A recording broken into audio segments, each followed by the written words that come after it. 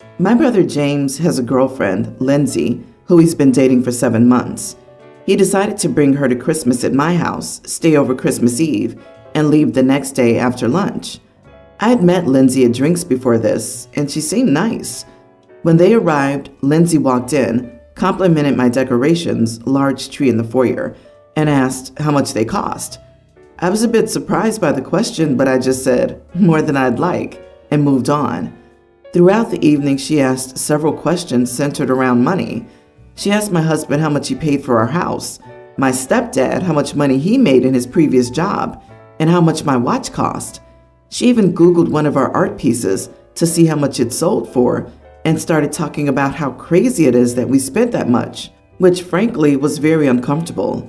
My stepdad pulled my brother aside and asked if there was a problem, but my brother just said it was normal for her to do that, but he did say he'd speak to her about it. On Christmas morning, we all gathered around to open presents, and thankfully, Lindsay didn't say anything untoward. So I figured James had spoken to her about her intrusive questions. However, at lunch we were talking about plans for January, and Lindsay said loudly that she didn't know how we could afford to do anything in January, as she added up the total we'd spent on gifts and then proudly proclaimed the total amount. The whole table went silent, and honestly, I was equally shocked and annoyed that someone could be so ignorant. I looked at Lindsay and said, "You're the world's most diligent gold digger. Seriously, would you like to be the family accountant since you're already tracking expenses?" Lindsay stuttered out an apology and tried to explain, but my stepdad just changed the conversation and we moved on.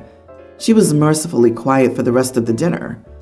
After they left, my brother messaged me, saying I'd really upset Lindsay and was out of line with what I said. I argued that he said he'd talked to her, and he clearly didn't. Not that someone should have needed guidance to know how crass her comments were. He's saying I owe both of them an apology, but I think Lindsay's behavior was disgraceful. My parents say Lindsay was wrong, but I probably should have said something in private, or they could have, and I should have said something in front of everyone. Am I the idiot? Not the idiot. She came into your house and started appraising your assets' net worth like you're about to go to auction. Are you sure she's not planning a New Year's Eve heist? Seriously though, your brother had the gall to ring you up and say you upset her when she's asking intrusive financial questions and itemizing your belongings. If I were you, she wouldn't be getting an invite back. She's a girlfriend of 7 months. This is her first Christmas with the family. The first. I may get away with this level of crassness with my mother-in-law of 6 years if it's clear that I'm joking, but come on, lady. In what world is asking people how much money they make and adding up the totals of Christmas gifts normal? So sorry to your brother, who's suffering from extreme delusion. Agreed. She was being incredibly rude and obviously making everyone uncomfortable. For me, when she Googled the price of the art piece, would have been a what the heck moment. Like I'd start locking up my jewelry and watching her. As for my brother, I have one word: prenup. You are the idiot. She's not a gold digger. Such a stupid term, by the way. She's simply in awe of excess spending. Yes, it was rude and ignorant for her to make comments, but that doesn't make her an idiot. You owe her an apology for the inappropriate name calling. If you were raised the way you imply, you know how to soft cut a conversation. You took a hard cut at her in public, which is as unseemly as asking how much the tree was. Your goal was to make her uncomfortable. Is she autistic? Autistic people have trouble understanding the unwritten rules of society, such as off-limits conversation topics. Even if she was on the spectrum, that's no excuse to be excessively rude and make a family's Christmas awkward and uncomfortable. People think that mental issues are a blanket excuse for any type of crappy behavior, and that's just not how the real world works. Don't apologize to your brother. Why should you? She should be apologizing to you, and your brother should be apologizing on her behalf. If someone is rude to you, you're allowed to defend yourself and shut them down, which is what you did. Maybe next time she'll learn to keep her mouth shut and not constantly talk about money. My brother John dated Kiara for 10 years, and they broke up 4 years ago because my brother didn't want to leave my city, and Kiara got a great job opportunity outside the country. He made her choose between the job and him, so she moved to another country. Kiara and I became best friends while she dated my brother, and we maintained our friendship even after the breakup. My brother always said he didn't like it, but I didn't care. He's been dating Pam for 3 years. She's 6 months pregnant and engaged to him. Kiara's also dating a great guy. The situation. This year, the construction of my house was finally done, and it has a large leisure area and swimming pool, great for parties. Because of that, I decided to throw a party at home, and my parents and brothers agreed to come. In all, there would be about 30 guests, friends and family, at the party, including Kiara, who's spending the ends of the year here, and I invited her. As usual for my parties, I set up a message group with the invited adults to discuss the menu and who was bringing what. In that group chat were also Kiara, Pam, and John. John called me asking if Kiara was in that group, and when I confirmed it, he started saying that it would be weird to have his ex at the party and that it would be better if she didn't go so as not to make the situation difficult. So I asked Kiara if she felt okay with them at the party, and she said, yes, why not? So I just replied, I want her there so she stays. This caused a stir, and even Pam called me, saying that it would be too awkward for Kiara to go and that she wouldn't want to go through more stress while pregnant, basically begging me to uninvite Kiara. I was already fed up and replied, look, grow up. The relationship ended years ago, and she's my best friend. Unfortunately, who's also John's ex. But it is my party, and I won't stop inviting my friends because you don't want to. If you don't want to go, that's fine. I won't be upset. Feel free. It didn't help the situation much because now they're accusing me of choosing to create an awkward situation instead of having a peaceful family time. My parents asked me to give up the idea of having peace that day, but no one offered the house for the event. I understand being an ex and being annoyed, but it's still my party, and Kiara came to the country to see friends. Am I the idiot? Everyone's the idiot here. I get it's your house and you can invite whoever you want, but why won't you just give your brother the heads up or ask how he feels about it? I guess that you aren't very close to your brother. As for Kiara, she isn't visiting to come to your party. You could see her another time. But that ship has sailed. You've already invited everyone, and you shouldn't have to uninvite your friend for your brother. So you suck for pushing your bro to be around his ex with his new partner. That's super awkward. And he told you it was awkward in the past. And he sucks because he shouldn't go instead of trying to get you to uninvite someone. Not the idiot. Your house, your guest list. And it's not unreasonable to expect everyone to adult up and adjust to the new order. Why is your brother still getting the collywobbles at the mere mention of Kiara? Grow up, dude. You're married and you have a baby on the way. Kiara isn't holding you hostage to the past. You are. He's afraid Pam and Kiara are going to compare notes. He made her choose between the job and him is, I guess, probably technically true, but a very, very strange way to phrase things. Most people would not be willing to move to another country for their girlfriend or boyfriend, even spouse's job. I guess there's more to the story. My girlfriend, 22, and I, 25 male, have been together for almost 6 months. As she lives across the country from her parents and couldn't do the travel this year, she was invited to come to my family Christmas instead. She had met my parents, but it was her first time meeting most of my extended family. A couple of days before Christmas, we woke up to find her pet hamster had died in the night. She was really upset about it. It was a year old, which I think is a pretty normal life for a hamster. She cried and didn't feel like doing anything for the whole day, which was fine. We even had a little funeral for it and buried it in our backyard. Come Christmas morning, my girlfriend is still sad and doesn't want to wake up and have breakfast together or open presents. She said she couldn't enjoy it as she'd bought presents for her hamster and it was making her too sad. I told her I could take her to the store and she could pick out a new hamster as a present to cheer her up. She got extremely upset at this suggestion and started bawling, telling me that I was being heartless. It wasn't something she could just replace. I started to get angry because at this point, it had been 2 full days of this, and it felt a little bit performative. Finally, I left her alone so I could cool off. At about 1, I went back to check on her, and she was just lying in bed on her phone. I told her she needed to start getting ready as we had to leave the house by 2 for Christmas dinner. I saw she was watching hamster TikTok, and I told her this was only making her more upset, and she needed to get up right now, or she would make us late and embarrass us. She started shouting at me and said she wasn't coming to Christmas, that I shouldn't expect her to come when her pet had just died, and that I was being emotionally unavailable. I said my whole family was expecting to meet her.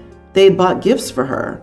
She said they'd all understand that she was just too upset to deal with everything. She claimed she would make a bad impression if she came, because she was just too miserable. I told her she was being utterly ridiculous. I know she's sad, but my family isn't going to take a hamster dying as a serious reason to miss the biggest holiday of the year. I said she needed to get ready to go, and there would be no further discussion. She ended up coming, but we were late. I thought everything went fine. Afterward, my mother sent me a message saying my girlfriend didn't seem like herself and asking if everything was all right. My girlfriend saw the message and lost it at me again, saying this was exactly what she was worried about, and now my whole family would hate her. I'm really at a loss for what to do at this point. It's been a couple of days, and the fight has not been resolved. I really don't think I was in the wrong, but she's extremely hurt and says that I'm being a psychopath. You are the idiot. Replace hamster with cat, dog, horse, or any animal in the story. Does her reaction seem more understandable now? Just because it's a hamster to you doesn't mean it was the same for her. I don't know why you were so concerned with parents meeting her, because I doubt she'll be your girlfriend much longer. You may not think a dead hamster is the end of the world, but your girlfriend really loved the rodent and needed more time to come to terms with his passing. The issue wasn't really about the hamster. It was about a young lady who was not in the proper mindset to be meeting her boyfriend's family, but you made her go anyway. You can think she's overreacting, but that doesn't matter. She shouldn't have been made to leave home until she felt ready to leave home. Not to be morbid, but just in case she decides to get another hamster, are you sure the hamster wasn't hibernating? Hamsters get buried all the time from going into hibernation, which is very similar to death. Is this her first hamster? Because in that case, it can be easily mistaken for it dying. Holy crap, I didn't know this was a thing. We buried him in a shoebox with some flowers and a couple of his toys. But geez, I really hate to think of the little guy possibly being alive out there. I think I should dig him up to check. 10-ish years ago, my friend Deb was 17, working fast food, and had a manager 38-ish.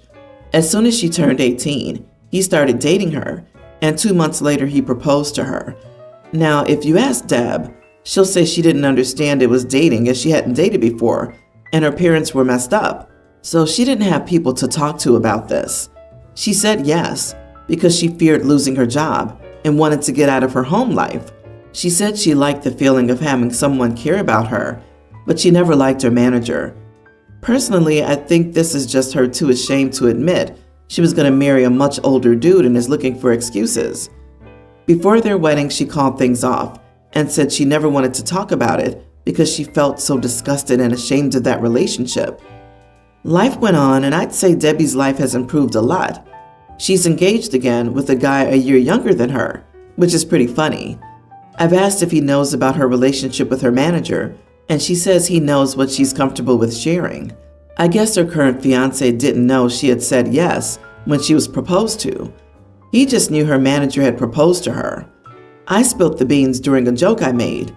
Everything was pretty awkward after that. Am I the idiot? You love throwing people under the bus, don't you? You are the idiot. Maybe you can't be happy or have nice things for yourself. I don't know, but that doesn't mean you should prevent others from building a life that they like. I especially love that OP finds it funny the friend is engaged to a guy a year younger than her. What's funny about that? You can feel the smugness oozing out of her story.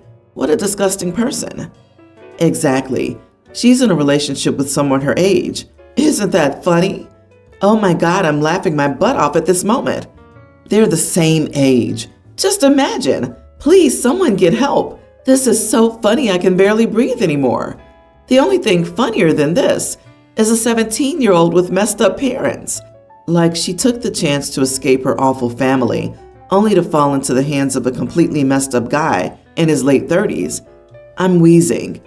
Man, what's up OP's sleeve next? Is she gonna burst out laughing at someone's funeral because it's just so funny they died before their parents? You're awful. You knew about her childhood trauma of growing up. You knew she said yes because she feared losing her job, but also just wanted to get out of her home life, and don't recognize that this is also trauma. She told you she didn't want to talk about it moving forward because she was so disgusted and ashamed. But you thought it was something for you to just joke about? Spill the beans? How do you not realize what an idiot you are? You don't deserve her friendship.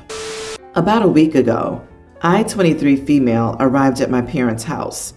My sister Kate, 29, and her daughter B, a young child, arrived a couple of days ago, right before the storm started. It is currently minus 20 Fahrenheit, so nobody's going outside until it warms up. B was a handful before the storm rolled in, and now that we're all stuck inside, it's only gotten worse. I don't do great in the cold. I have some issues with circulation in my limbs, and to help combat it, I have various heating options at home.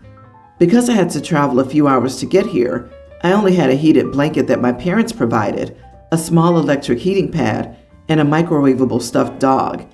It isn't super easy to move around with the blanket or the pad, so for the past couple of days, I've been using the dog. Last night, my niece noticed that I had it on my lap while we decorated cookies and asked to play with it. I told her no, and she got a bit whiny, but we could redirect her, so it was fine. Around bedtime, she asked again if she could have the dog.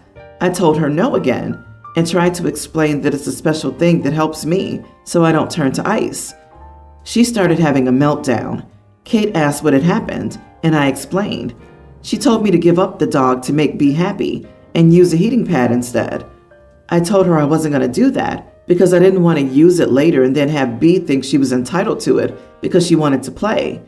Kate said I was being selfish, and that was that.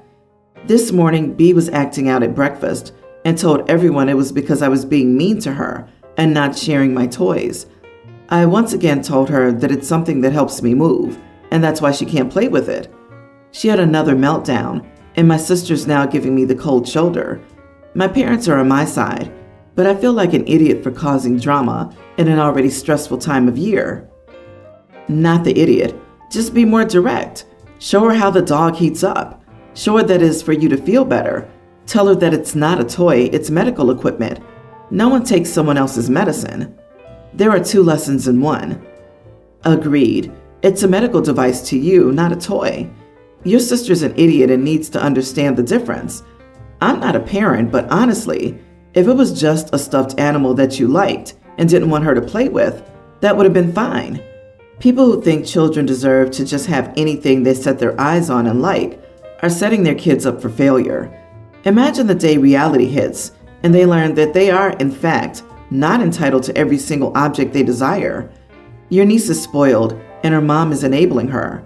Your sister's clearly the cause of why your niece acts out. If the solution to your child throwing a fit is to just give them what they want, then they'll just continue throwing a fit.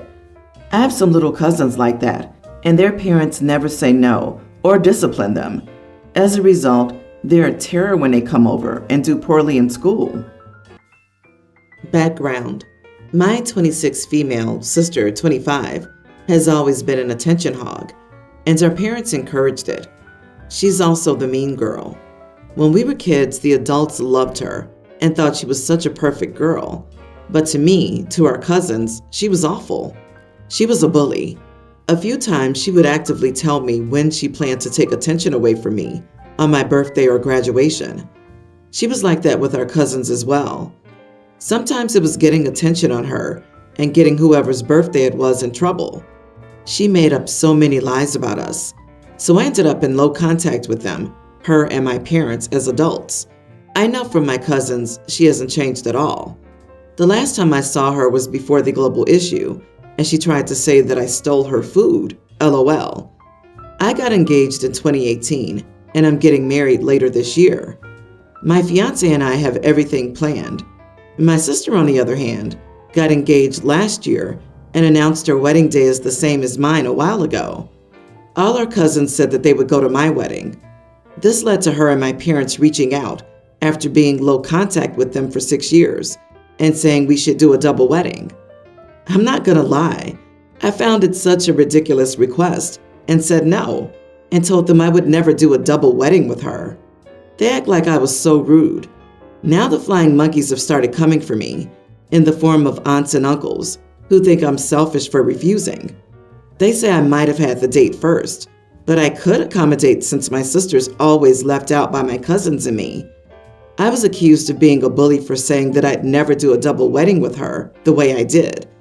They said it was so nasty. So, am I the idiot?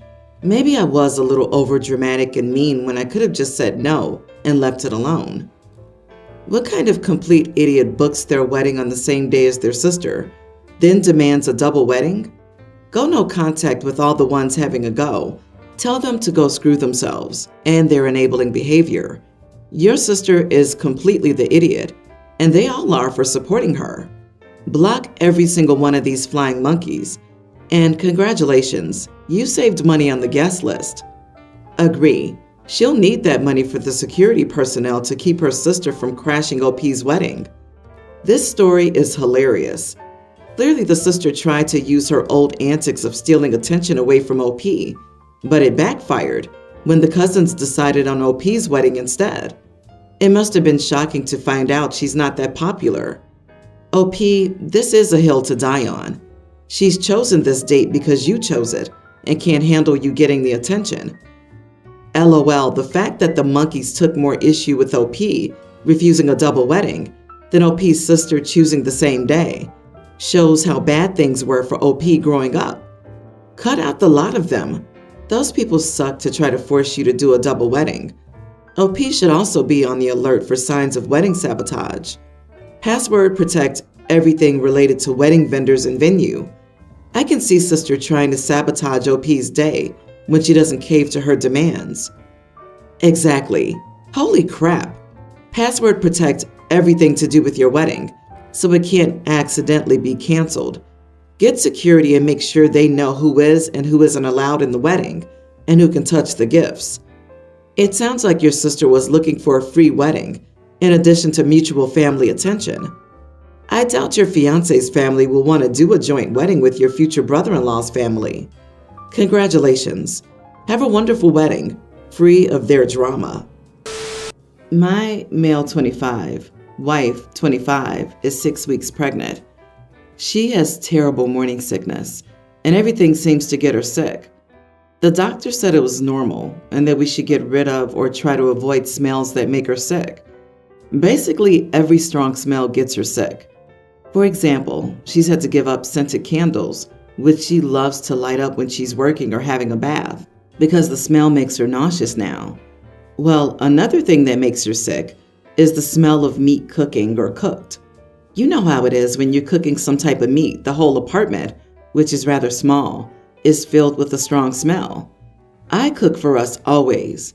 Recently, she asked me to not cook meat anymore until the sickness is done, or until the pregnancy's over, in case it never ends. She told me that each time I cook meat, she has to run to the bathroom to throw up. She said that we could eat vegetarian food or vegan food for now. I'm not completely against the idea of eating vegetarian or vegan food sometimes during the week, but every day? That's too much to ask. I feel like she's been unreasonable with this request. I told her that we could eat veggies for 3 out of 4 foods per week, but that I can't compromise to just eat veggies for every meal for months. She told me that this means that she'll have to be sick every other day just because I want to be selfish. I don't feel I'm being selfish.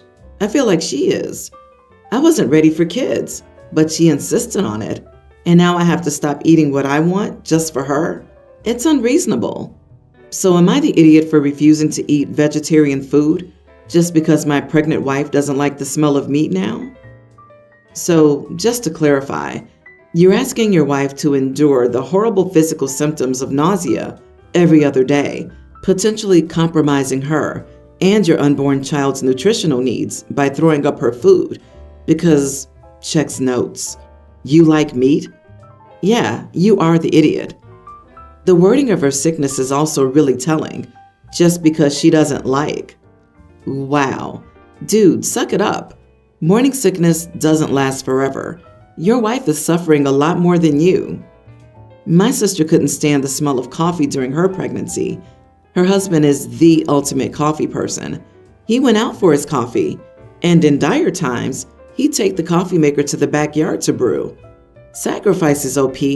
Get used to them. God, your wife is carrying your kid. It's not like she's making you repaint your house and throw out all your clothes just because she suddenly doesn't like colors. She has a medical condition that is making her very ill, and one super simple way to fix it is to abstain from cooking meat for a while. Imagine realizing you married a selfish idiot who doesn't care at all about you, only after he impregnated you. Well, he says he's not ready for kids, but she's insisted on it. Yikes on bikes, Batman. I weep for that child that they have parents who cannot communicate. Never mind having a father who won't pull his weight. My older brother is unemployed, has almost always been unemployed, and has no intention of ever working.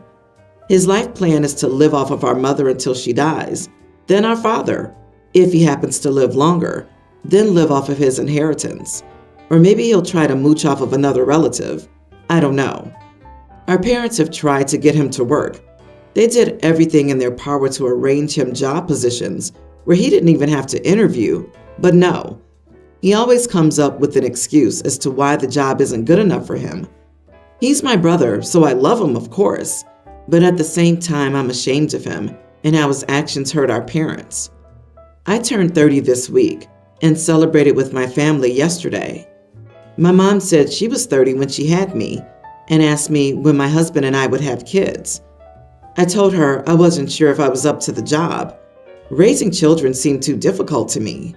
She asked what I meant, and I told her that I don't think I'd be able to properly parent a child, correct their misbehaviors, and deal with them possibly not living up to my expectations, which is not fair to the child either.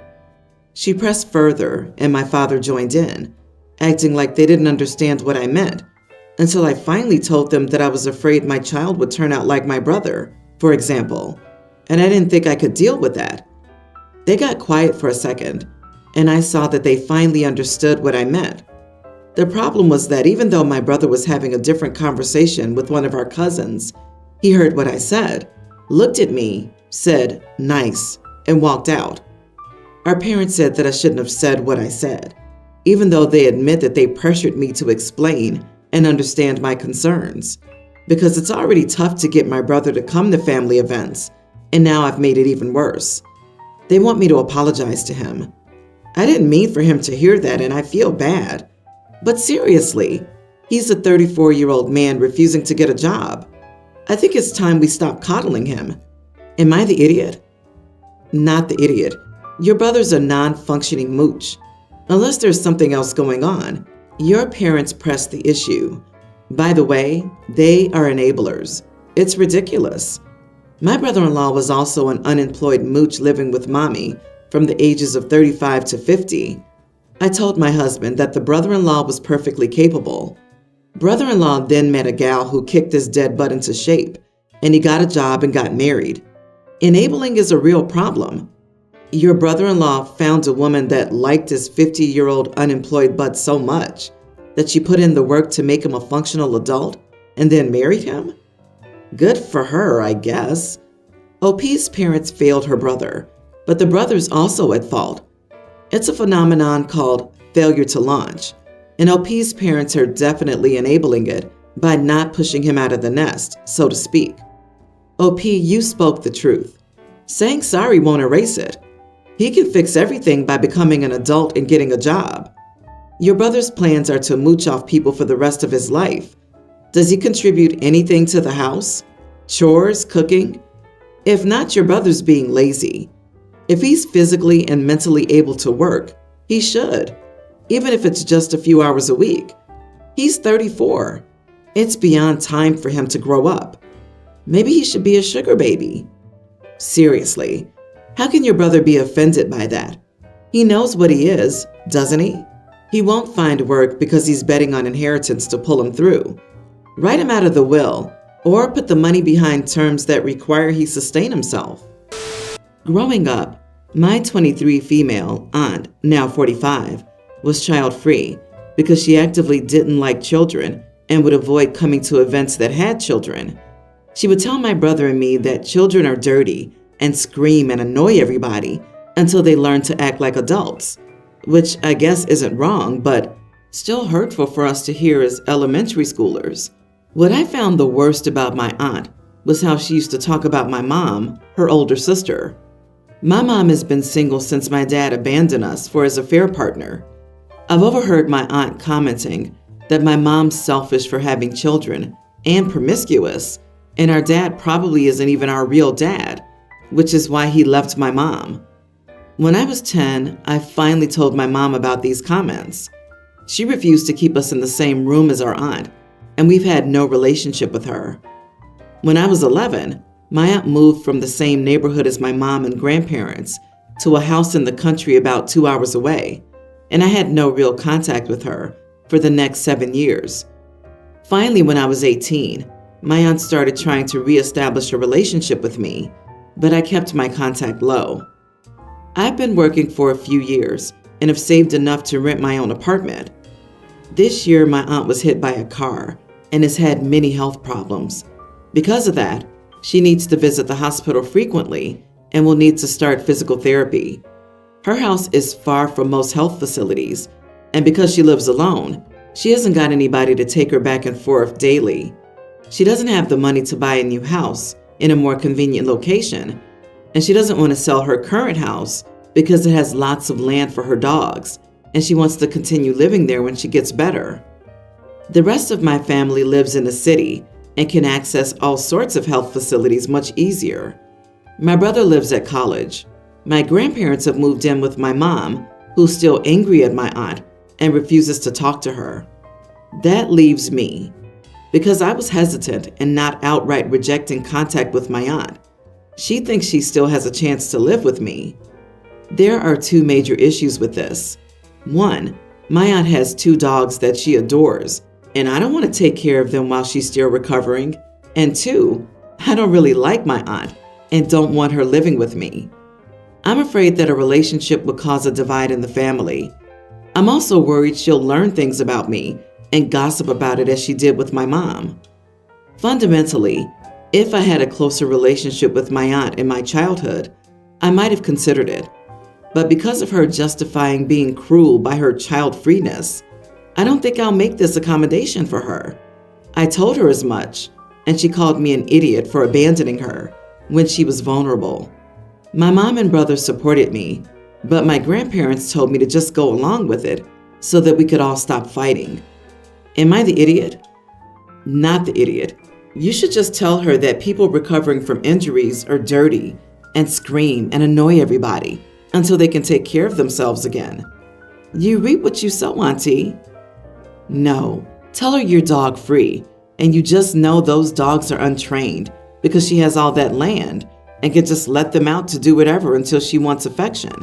She doesn't strike me as all that nurturing enough to adequately raise, train, and care for a pet rock.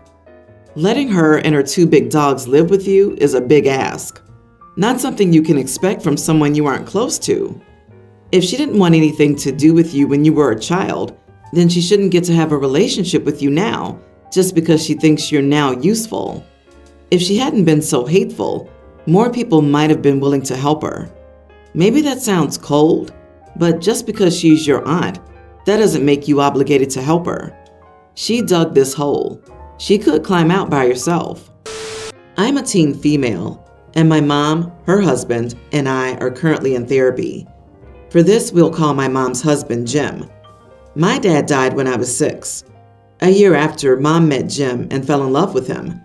He helped Mom heal in a way therapy wasn't able to, the way nobody else could. Jim and I got along pretty well.